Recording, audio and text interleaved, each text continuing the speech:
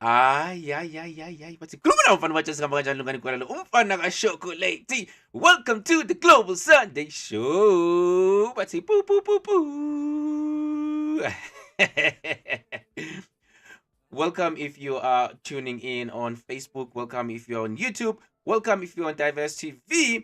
Welcome if you are on Instagram. If you're on Instagram, obviously you're only seeing me, which there's nothing wrong about that. But if you want to see the entire show, including Mr. Laden today, go on YouTube, go to Diverse TV, or go to our Facebook page, which is the Global Sunday Show. But also, there is a YouTube, a Facebook page called Diverse Global TV.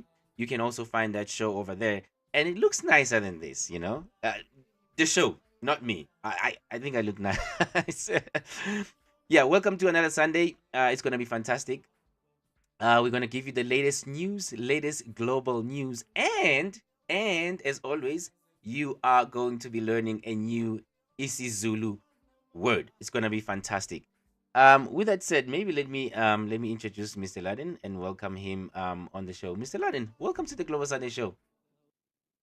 Welcome, welcome. Now I got the memo that said royal blue. I only had cobalt and phthalo blue today, so I will have to go get a royal blue blazer so we I think can. I think the blue that you have, I think it's fantastic. It's just that mine is a little bit loud. You know, I like bright colors. Yeah, it kind of goes with you all around. You're sort of matched set. How are you doing today? It's another Sunday. It's another Global Sunday um show. So how do you feel today? How's your Sunday? Or how was your week? Well, the week has actually been good. Eh, a lot of things you work on them over time. Hmm. And after a while, they start to happen, but you have to sort of wait, until it's sort of until the bread rises, you can't bake it, that kind of thing. And Right. so this week has been a week of a lot of things that were put in motion a long time ago Hmm. are starting to come about. And that's very, very satisfying, of course. And also if you see, that's not flowers growing out of the top of my head. Same here. So we had a wonderful little event here last night, and somebody brought flowers, and I think that's wonderful. So I'll Whoa. special thank you to the bringer of the flowers, but you can remain anonymous so you don't get global exposure and fame here on the Global Sunday. That's fantastic. I love flowers. There is a lady named Nicole. Okay. She used to be a director of Dancing for the Stars when it was really interesting and fun and exciting. And the first time she met me, she gave me flowers. The second time she met me, she gave me flowers. I was like, oh yeah, now I know. Every time I see you, I get flowers. She's amazing. Shout out to Nicole. Yeah, I like flowers. I like flowers. It's just that I need to learn how to maintain them. Mm. Sometimes I put a lot of water, sometimes I put less. So I don't know which one is which. I believe in like getting some sort of like a container where I can put water like in a container, and then the flower can decide whenever it needs water, it can absorb from that water. But I don't know how that works. I would really like to understand how it works. But Well, unfortunately I don't know. when you have cut flowers in a vase or any kind of container, Hmm. um, what happens is that their bacteria, the flower it's an organism and it has bacteria, and when the bacteria are in the water and the water gets to room temperature, Mm. don't heat up or cool down the water in your flowers. It's just room temperature. That bacteria grows, and what it does is starts to break down the cells of the stem, and that then makes it so they can't absorb the water and take them up to keep what's up above the petals and all of that looking fresh. If you put one aspirin, not Tylenol, not ibuprofen, not fentanyl, not any, just one aspirin Yeah. in the water, that the acid in the aspirin will keep the bacteria at bay, and your flowers will last for weeks instead of just a couple of days. Oh, wait. So, oh, wait. So it's supposed to last for like weeks? They can. Wait, isn't it supposed to be like lasting forever? Like how Well, flowers and trees do? if they're round, yes, but once you cut the flower, now you have a dead flower Oh, because it's no longer connected to its roots.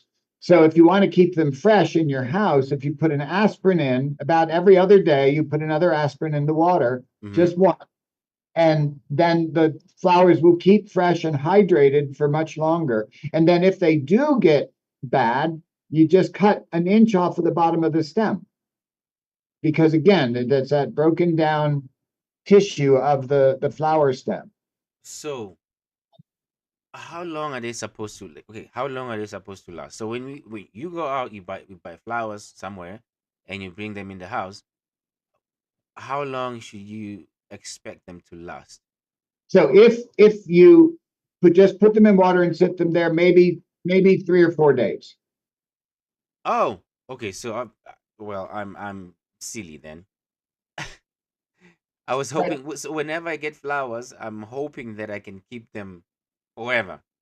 okay, well, there is a way to preserve them, and that is you don't put them in the water, hang them upside down so that the flowers at the bottom, hang them like from your curtain rod or something, Uh-huh. like in the bathroom or somewhere. You hang them upside down Mm-hmm. and put some thread. You tie the thread around and thread around something up above, Mm-hmm. and then they will dry and they will keep their beauty and their shape.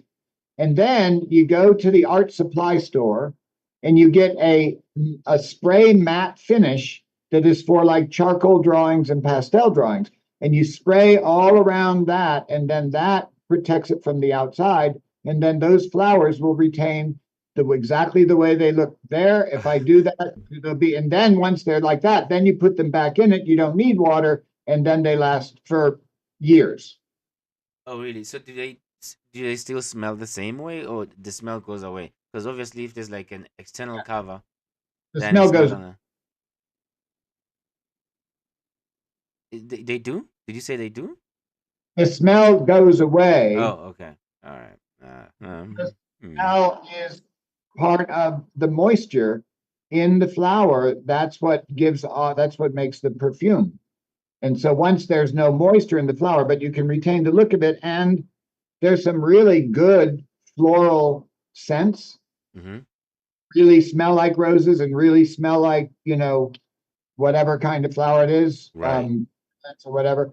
And you can spray that smell on them. I mean, they're basically, if somebody hands you cut flowers, they're handing you dead flowers.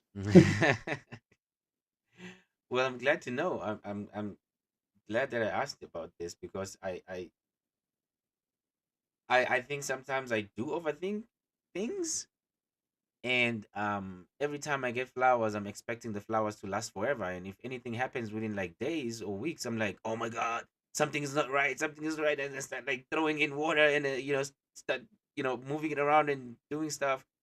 I didn't know. I thought it's supposed to last like as long as as possible, like months and you know. Yeah, I know. And like the cats, I thought they're going to be kittens forever. And my kids, I thought they're going to be those cute babies. And then they get older, and then they get problems, and then they need showers because they smell bad. They forget to change their clothes. And what are we I talking? get it. I get it. I get it. Well, I'm looking at it as like a tree, or so outside the house we have a flower plant, if I may say. So sometimes it doesn't die completely. It Yeah. loses it flowers, and then it comes back again during what is the season? It depends Well, what the season. lilac tree is basically May. Right.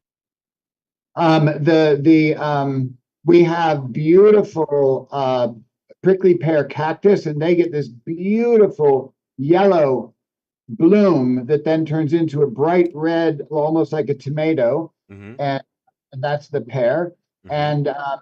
And then we have, I think we probably have 30 or 40 different varieties of flowers that grow in our yard outside of the house. Mm-hmm. One has its own time. I think you're talking about the lilac one right by the porch door, right? That has that beautiful, Yeah, the pink one. I think pink or red. Yeah, very beautiful yeah. flower tree. So yeah. Oh, well, all right, that's fine. That's fantastic. I'm happy to know. I'm glad to know. I didn't know. I'm glad I asked.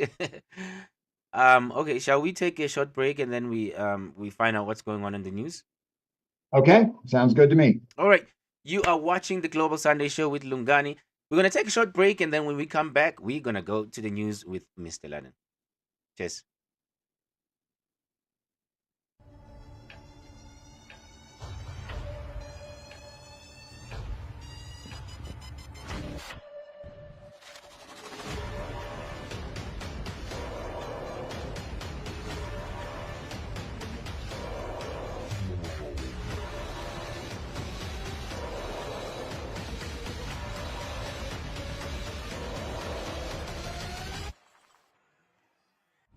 Diverse Global Studios, Africa number one.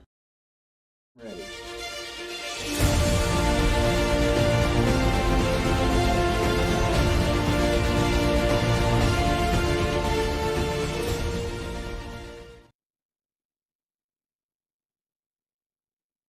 Welcome to the Global Sunday World News. Today is February 25th, 2024.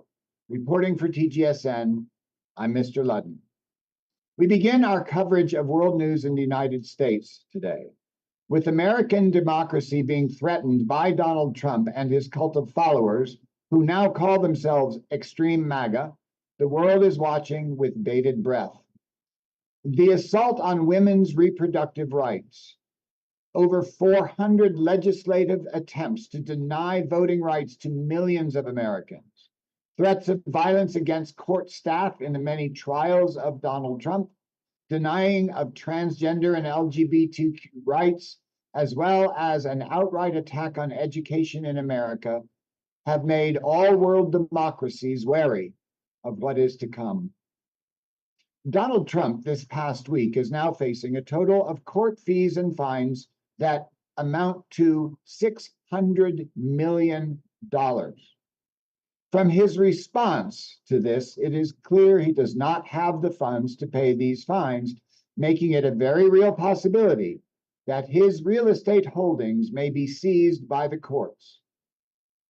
Also this week, it was revealed that the evidence against President Joe Biden's son, Hunter Biden, came from a Russian spy working in America as a whistleblower for the FBI undercover, delivering false information that has been now traced to the Russian intelligence operation of misinformation to overthrow the West.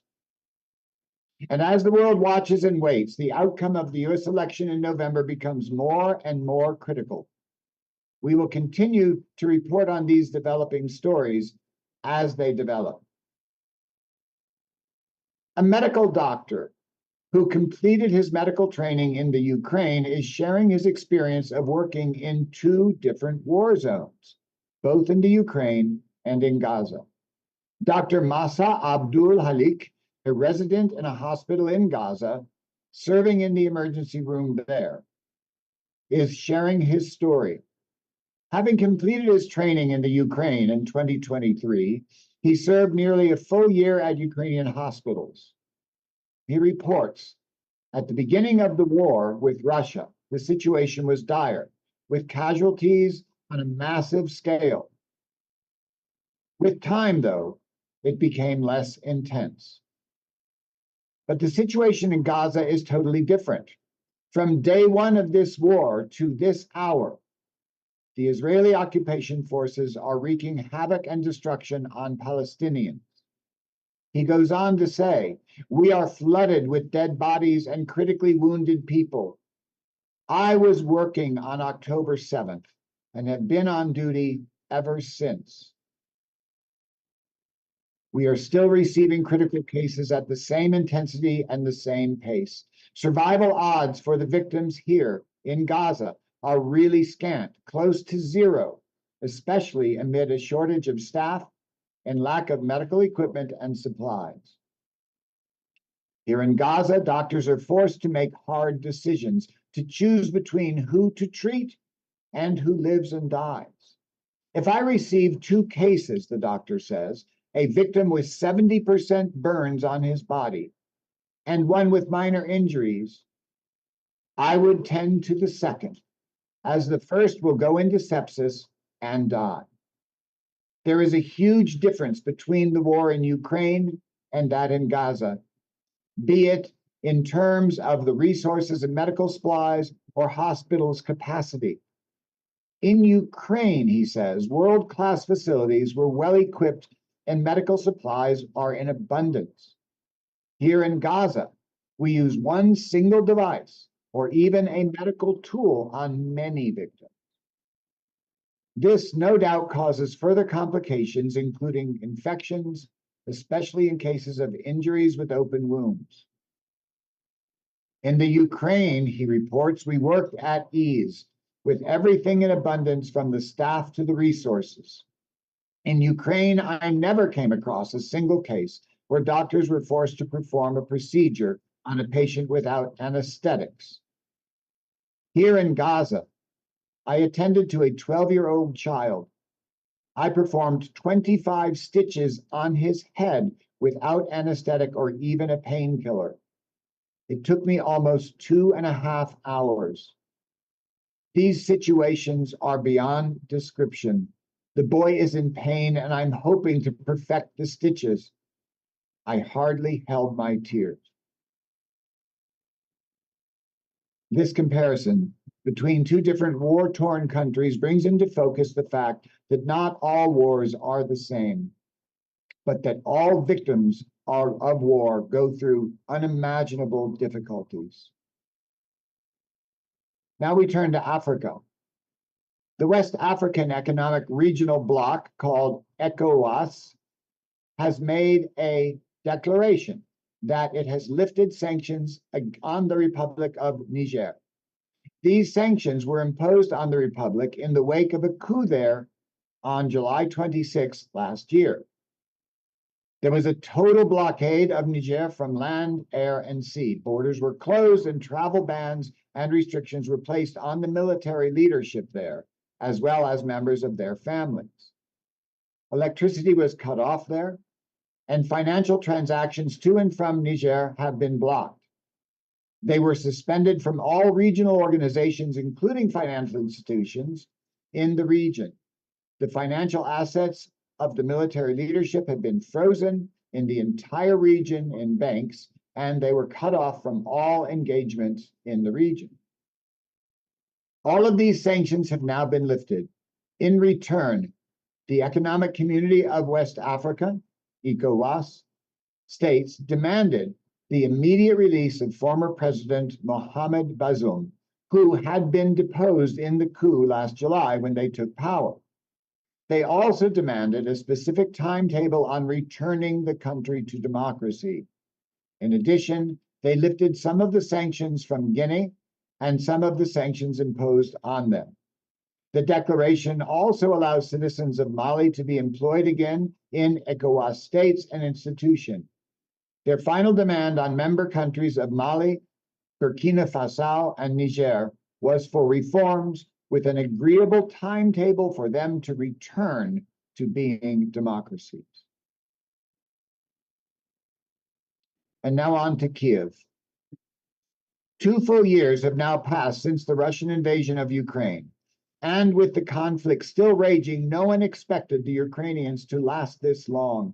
A summit was held yesterday in Kiev to examine the situation. Analysts, when asked who the winners and losers are so far in this conflict, gave the answer. The answer is China, the big winner. Russia has sold half of its petroleum products, oil, and energy to China, and China gets a Russia that is weaker and obliged to Beijing. This gives China the upper hand in negotiations, forcing Russia to sell them things that Russia was unwilling to sell them before. It gives the Chinese more access to the Arctic bases that Russia controls, as well as giving them the ability to negotiate for high-level technology, silent submarine engines, and advanced missile technology.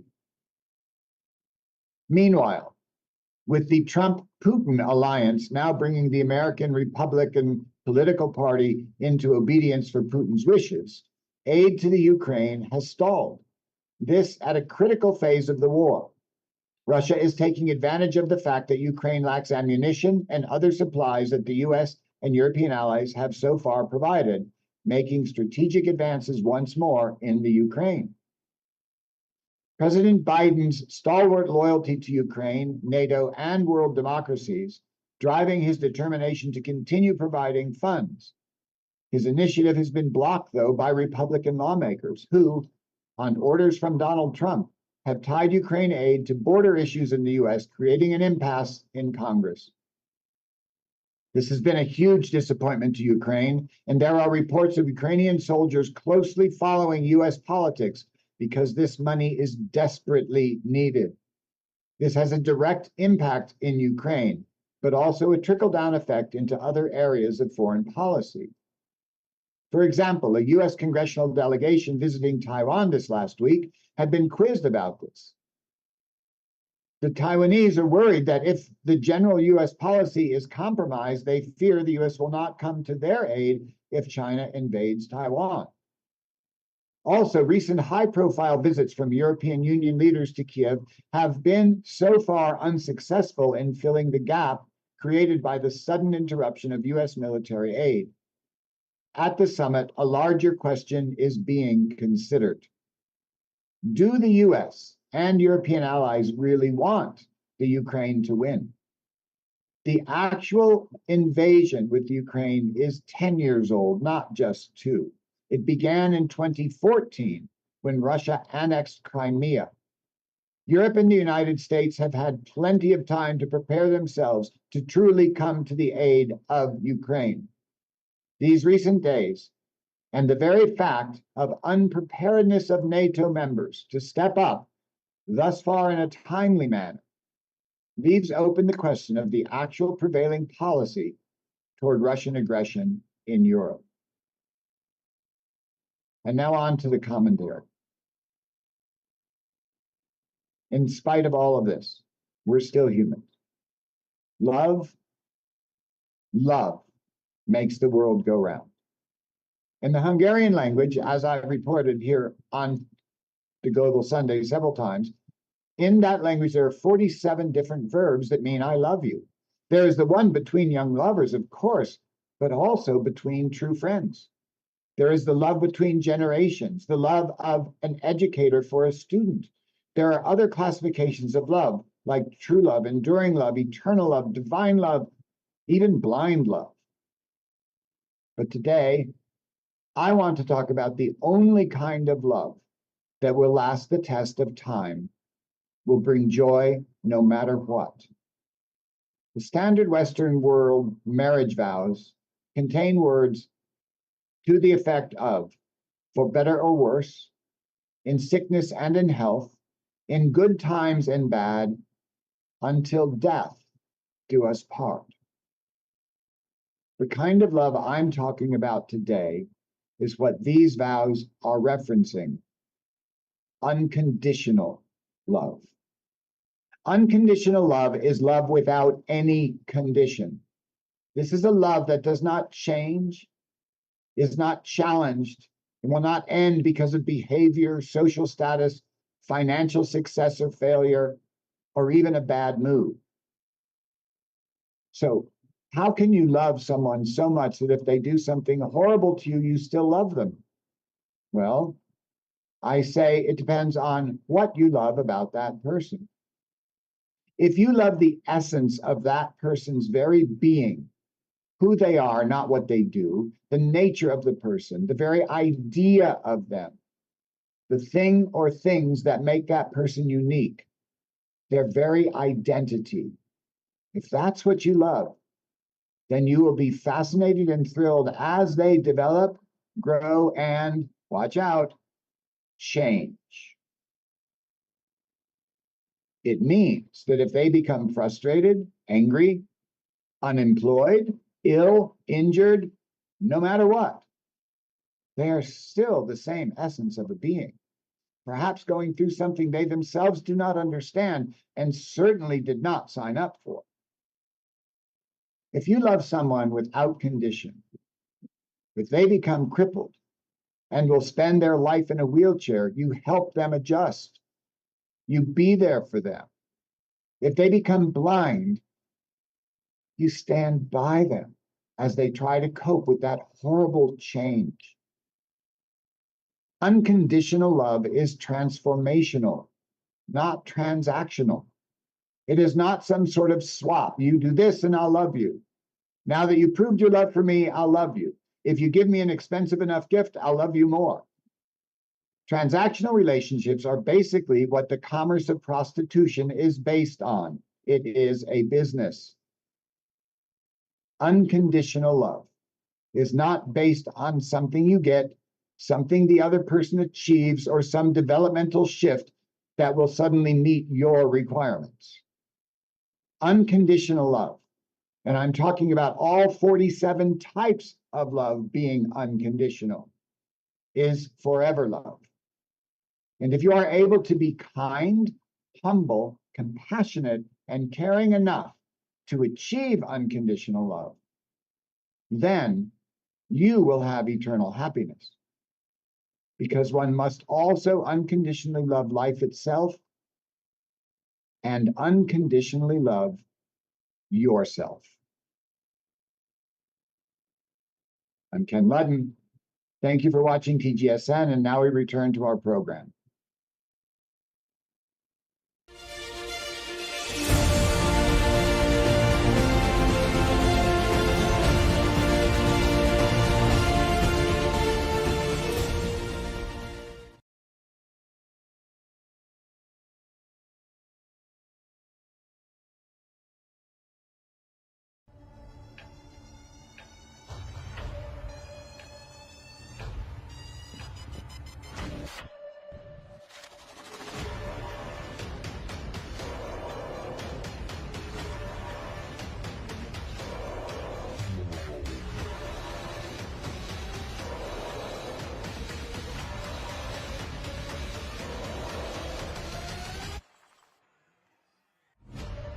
Global Studios, Africa #1. Well, I can't wait for Valentine's month to end. I'm joking. Unconditional love.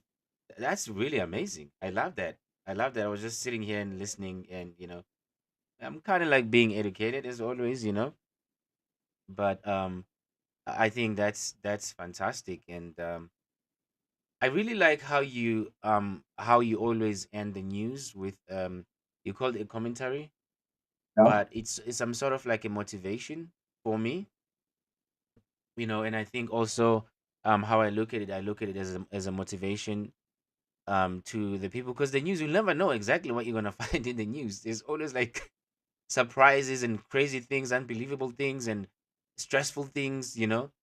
But having that at the end as some sort of like something that lifts people's spirits and faith, I think it's great. I like it. Well, I hope I did, but there might be some people out there that are making somebody pay for their love that I just called them a prostitute, and I love you unconditionally, whoever you are, even if that's how you do love. Um, yeah, there's all kinds of tangos, but no, we have a short time for the news, and Right. I research, and there are hundreds of stories. The Mm, reason we don't cover the United States that much is because all the news covers the United States all the time. I look for the stories in parts of the world that don't get covered. This is the global Sunday, right. not the American view of what's global Sunday. Mm, And so I try to choose stories that aren't going to be, people aren't going to be aware of them, because just thinking about the people in Niger and Mali, some military bigwigs went and overthrew a government, and now none of those citizens can have jobs. You know, and that the movement toward democracy allows those citizens to have jobs. I think that's a really important story. Mm. Everything that happens in the world happens to everybody. But about the news commentary, you know, old age is what happens is when you're lucky and smart. And so I've grown to understand things. Now, when I was in my teens and 20s and 30s and 40s and 50s and even 60s, I made every mistake everybody out there is making, but I learned from them. My dad told me there's no black marks in life for making a mistake. Mm. But if you make a mistake and don't remember it and don't learn from it and repeat it, that's when you get really bad consequences. Because not are you showing that you're not going to change, but also then you're getting a reputation and people can say, oh, that guy always lies when it's about money or whatever it is. So I try to take in my 70s realizations and share them to the younger people so that you know that they're there, maybe just in the back of your mind, because life can be pretty awesome. But you gotta get over your big bad self a little bit, not be such a big ego to have a really awesome life. Wow. Wow, that. I would love to talk about that when we come back from learning isiZulu. Especially the mistake part of it, you know, because I think um you know, they say no one is perfect. I don't even know why the word, okay, I know why the word perfect was created, but um I don't know. I don't think there is anything that is perfect. So Well, probably all of us will make mistakes. I think maybe it would be nice to talk about how does one recover from making mistakes. And you know, I know I've interviewed a lot of people here that went through a lot of different things and they shared different stories. I think maybe we can touch on that a little bit when we come back and talk about mistakes, making mistakes, and you know, and just put into it some put some ideas into it so that you know, whoever's watching at home, also if you're watching at home and you want to be part of this conversation, please, we're going to learn this, and then when we come back, we're going to talk about making mistakes. And if you want to participate, please drop comments below, let us know, and join in. I think it's going to be fantastic. All right, with that said, let's go to learn isiZulu. Then when we come back, we will talk some more, and then that will be the end of the show. All right, we'll be good. right back. A All couple of right. seconds. It's the Global Sunday Show with Lungani.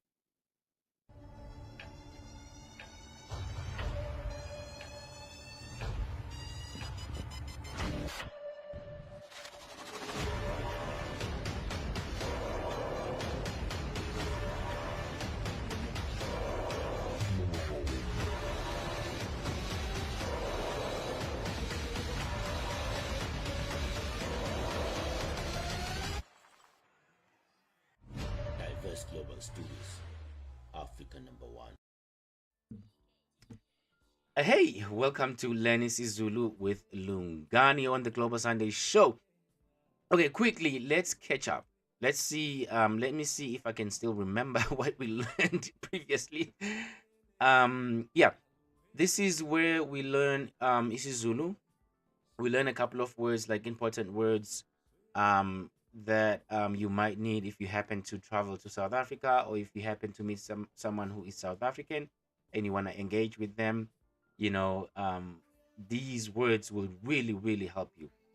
Just also to remind you that isiZulu is one of like the most popular languages in Africa, and it is very connected to almost all the languages that you find in Africa. So if you learn isiZulu, you are very close to learning other languages as well. So let's catch up. Let's look at what we learned previously.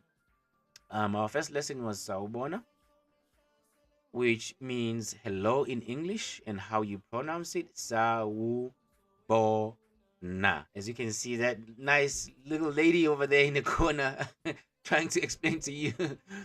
So yeah, this is how you pronounce it. Sawubona. I'll give you a second to have a look at it or write it down or whatever that you need to do. Sawubona means hello, and you can say it doesn't matter if it's in the morning, it's in the afternoon, or in the evening. It doesn't matter as long as you seeing that person for the first time in that day. You can say sawubona, okay? All right, and then our next lesson was unjani, okay? Unjani. So you just said sawubona to this person, right? Because you learn this word from the Global Sunday Show. You see this person, you see this South African person, whether you're in South Africa or whether you're in America, and you meet this person and you say sawubona, right? And you're like, oh yeah, I got it right. Okay, what happens next? Well, you can say unjani, which means how are you? And how you spell it correctly or how you pronounce it correctly is unjani, right? And remember to drop it on the comment below. Just try to type it, it helps. It makes you remember it in the future if you want to use it.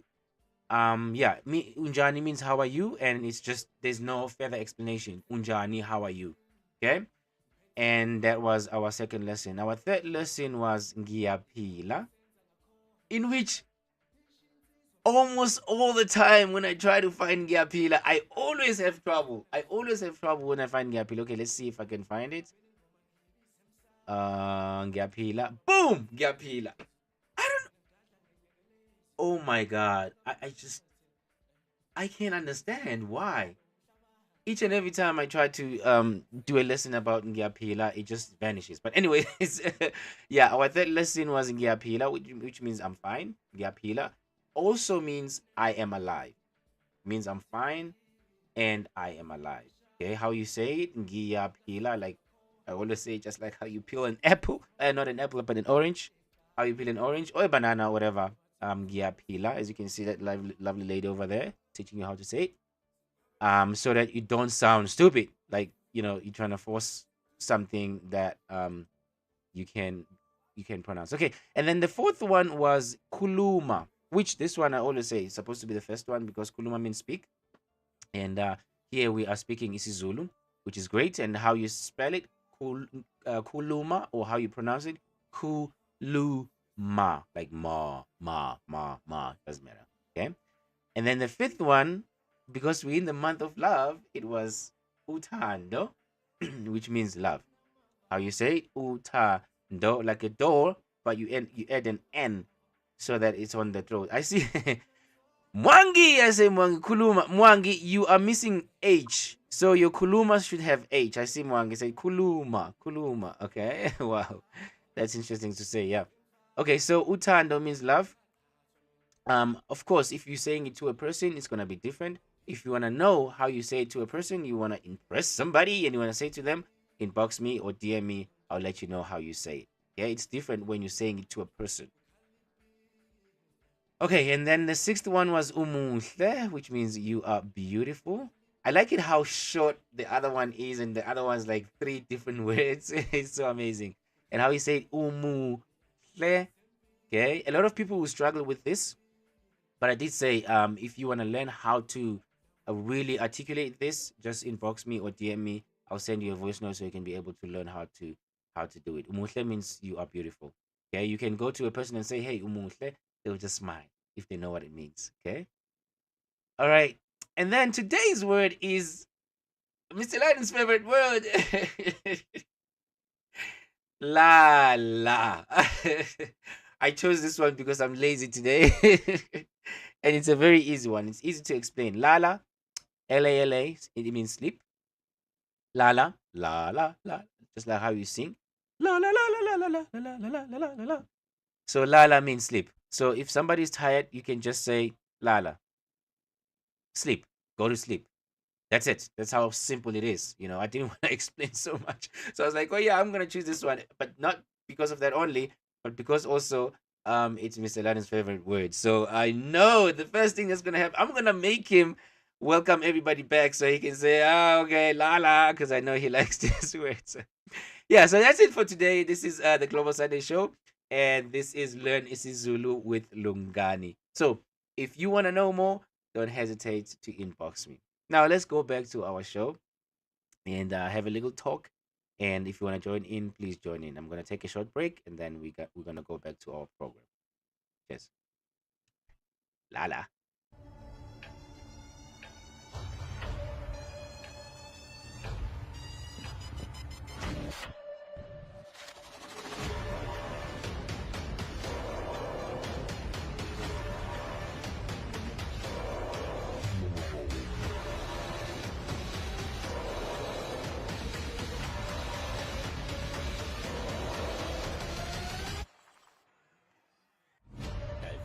Global Studios, Africa #1.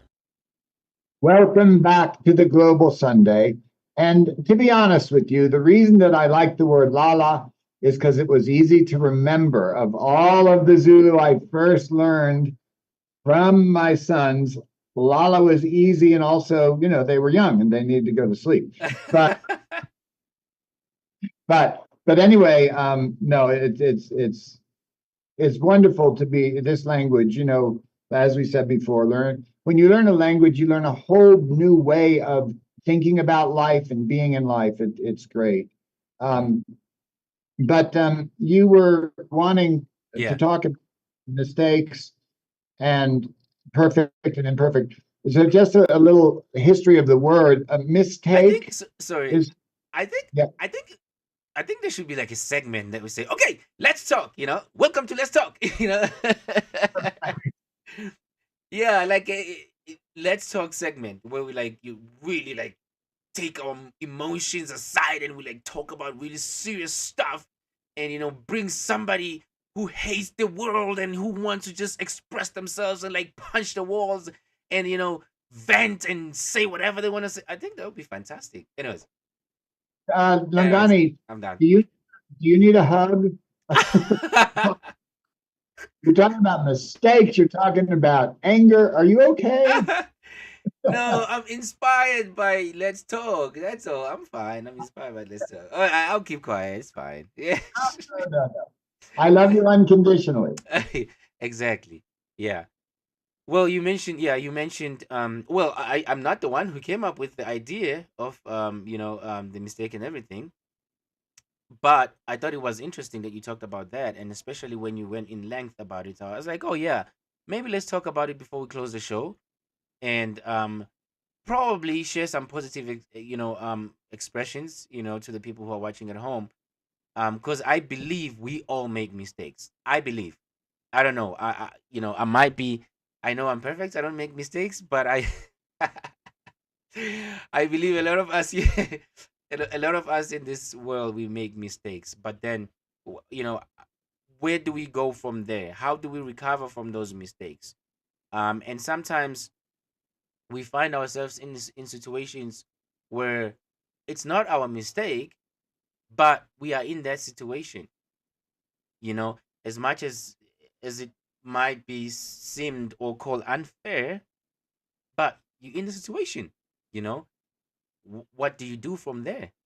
Well, I think first it's very, very helpful, as always, just like with the isiZulu, to know the origins of the words and how they come about. The word mistake is from Old English. It's a fairly new word. It's only been around a couple thousand years. And it means to take something in error. Like you pick up the wrong keys and you go to get in your car and you can't get in. Well, you made a mistake. You took it in error.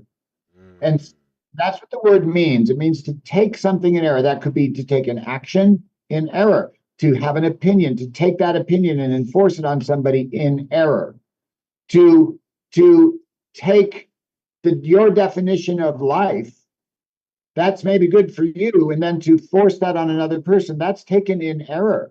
That's a different person. It may not, you're not in charge of them. So mistake just means to take in error.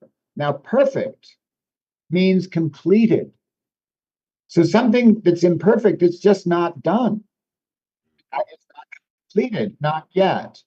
And I think it's really important to understand those things. And I want to point out something about the art of the Middle East and the East, but in particular the Middle East. And think about the terrain there. It's mostly desert. It's yeah. very harsh terrain. And there is a huge, huge reliance on the divine. And I will just call it the divine. I don't want to get into names and religions and all that. Right. But you're in a very, very arid, lifeless place. There's no water. There's no plants. The animals that are there are venomous creatures. You can't eat them, but you got to kill them first. Um, you have to rely on the divine. You have to always see beyond the horizon. to something that you can go to. As a result, art in that area, like say a Persian rug, okay, that's all this incredible, intricate, symmetrical design. If the artist who makes the rug, or the craftsman who makes the rug, makes it perfectly, then that's considered a blaspheme against God, because only God can complete everything.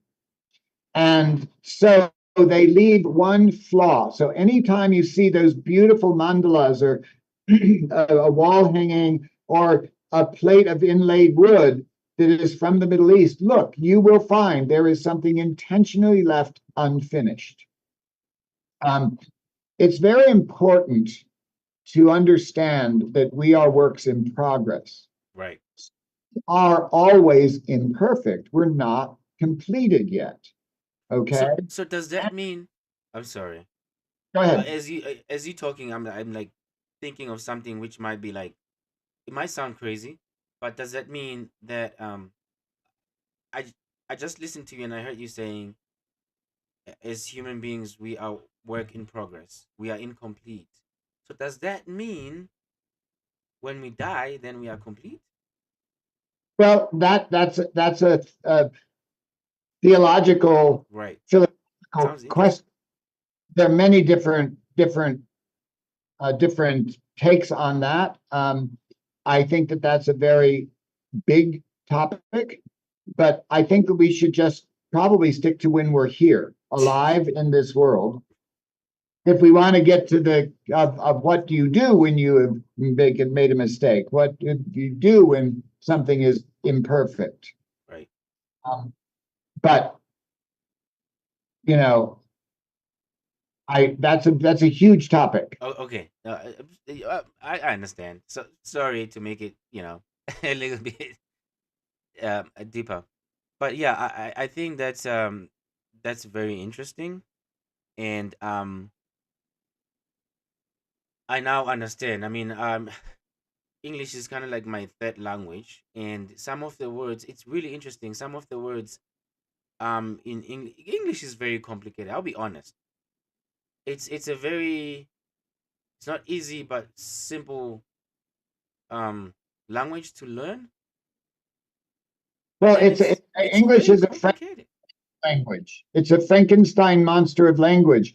It is Latin. It is Greek. It is the Romance languages. It's Germanic. It is also constantly changing, because the English language does not have a associated langue like in France, where there's a committee that decides this is French. That's a new word. That's not allowed.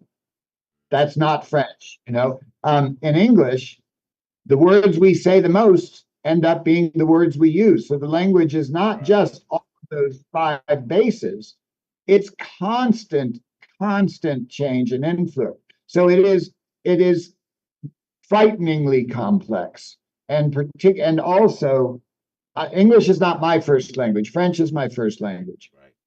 and learning English, I did it as a child, but still, you learn all these rules, and then every word you can think of is an exception to the rule. It's like it's really frustrating to me still. And I'm an author. I write in English, and I do the news, and I write the script, and it's all in English, and it's still very frustrating to try to get it right. But that's Right. why I look up about words and what they actually mean, Right. then compare it to what is meant by them. But we won't get into that. So your question was, if you've made a mistake, Yeah. What you've happens? done. And I think maybe, oh no, go for it. Go for it. It's fine. I'm not gonna interrupt. Go for it. Yeah. Yeah. No. No. No. No. Tiger can't change its spots, stripes, whatever tigers have. You're from Africa. What do they have?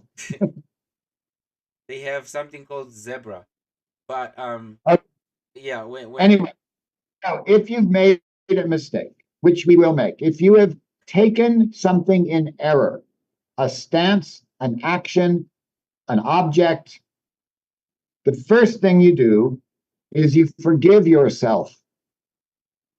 the very first thing you have to do is forgive yourself. You made a mistake.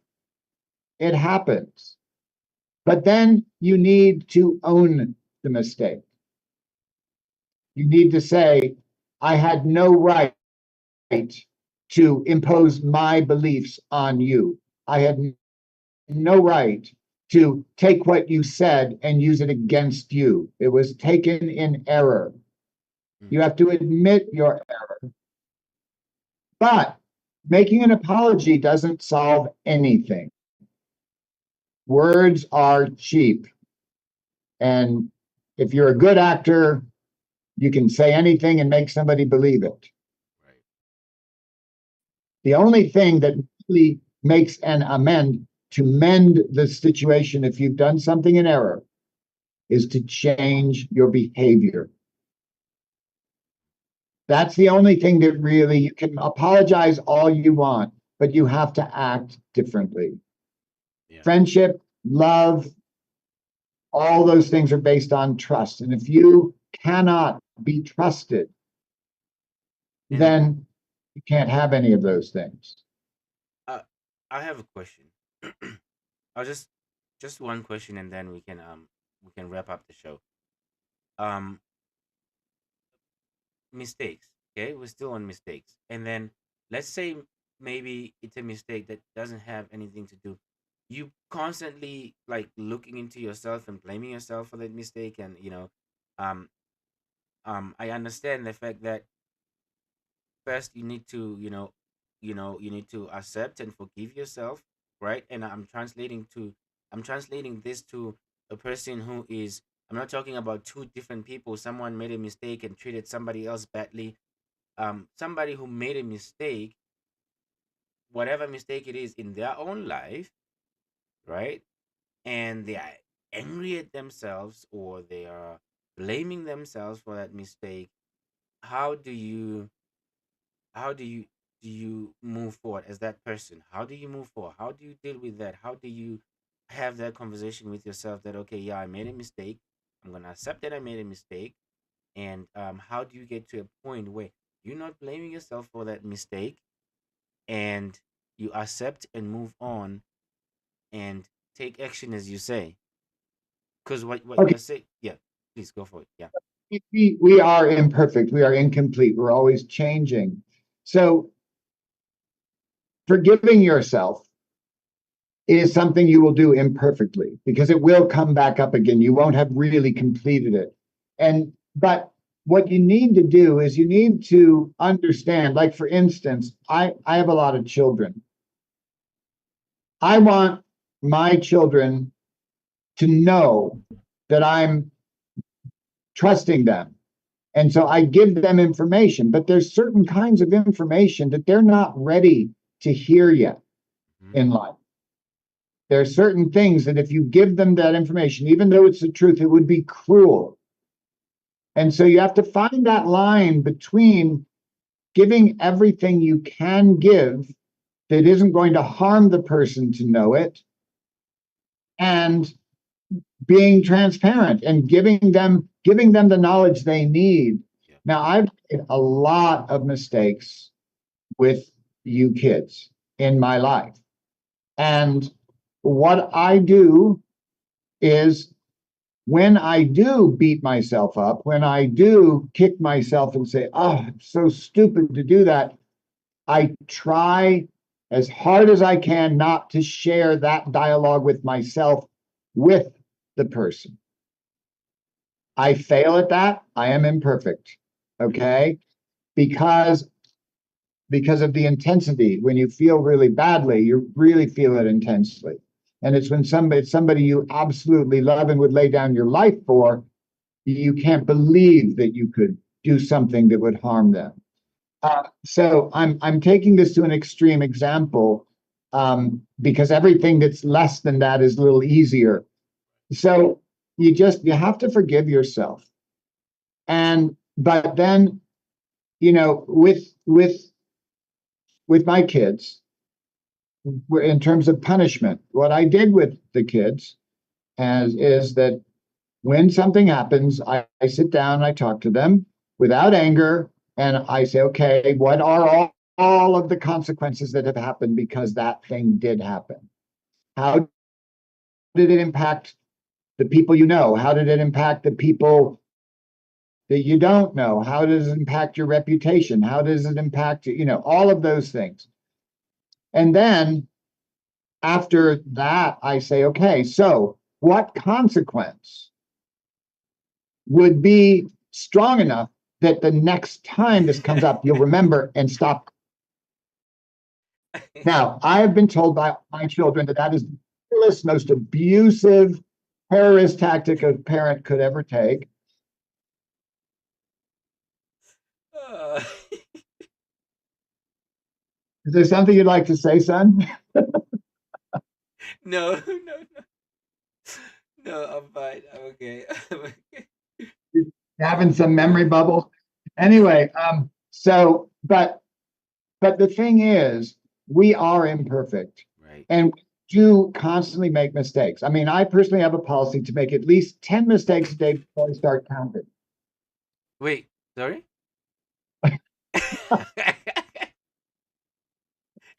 I said I have a policy to make at least 10 mistakes a day before I start counting. It's a joke. Ooh. No. No, I have it on my note. I already have it on my notes. So. No. But if you've made a mistake, one thing, okay, there is a